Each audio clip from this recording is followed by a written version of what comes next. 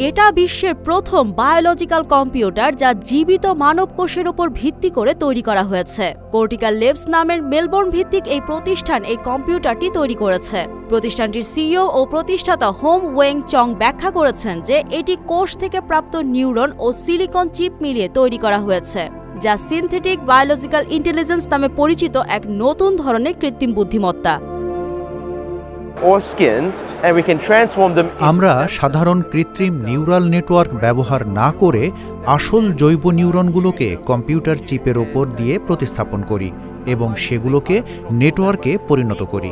এটা যেন বৈজ্ঞানিক কল্পকাহিনীর মতো শোনায়, তবে হোন ওয়েং চং দাবি করেন যে এই বায়োলজিক্যাল কম্পিউটার দ্রুত শিখতে ও অভিযোজিত হতে পারে, যা প্রচলিত সিলিকন ভিত্তিক কৃত্রিম বুদ্ধিমত্তার তুলনায় অনেক কম শক্তি খরচ করে।